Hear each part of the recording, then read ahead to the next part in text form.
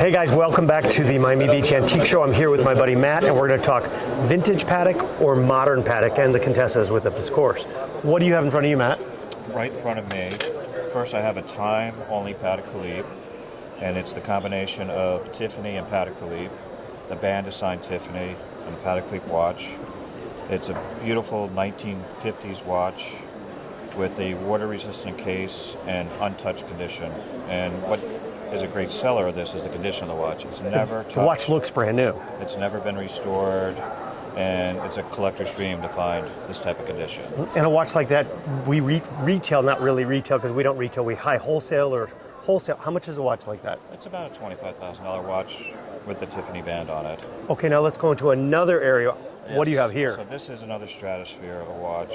It's a perpetual moon phase from the 1950s. Wow, what's the reference on that watch? It's called a reference 2497. Okay. And it's a very limited watch, very hard to find. So it has the day of the week, the day of the month, the phase of the moon. But it's perpetual, it's not an annual. Okay. So for the time period, it was a highly complicated. So it's got a whole nother set of gears to make up for leap year? Correct. Wow. It does, which is really for the time, and that's why it's very valuable, because people understood at the time when they made that, it was a highly complicated watch. And this is 50s or 60s? This is a 1950s watch, untouched dial, beautiful patina. It came from the original family that owned it from New York. And how much money is a watch like that? It's about a $350,000 watch. $350,000. Yes. So we're going to switch over from vintage Patek to more modern Patek. So what we have over here, which is the hottest thing going, are Nautiluses. Right, which there is a vintage one in there.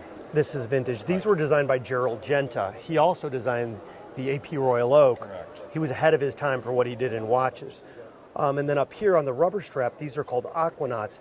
More of the Pateks delve into a sporty but elegant watch that you could swim in and be active and do things in, whereas these were more of a gentleman's watch. This is more your gentleman that wants to go out and do stuff during the day watch. And these will range anywhere from a Calatrava like this, $16,000, or a 5990 is probably a $100,000 watch.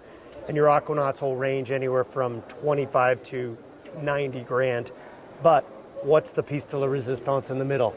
Yeah, that's probably like the top dog in there. It's the cream of the crop in the Nautilus. Yes. Yellow gold. Yeah, it's a reference 3700.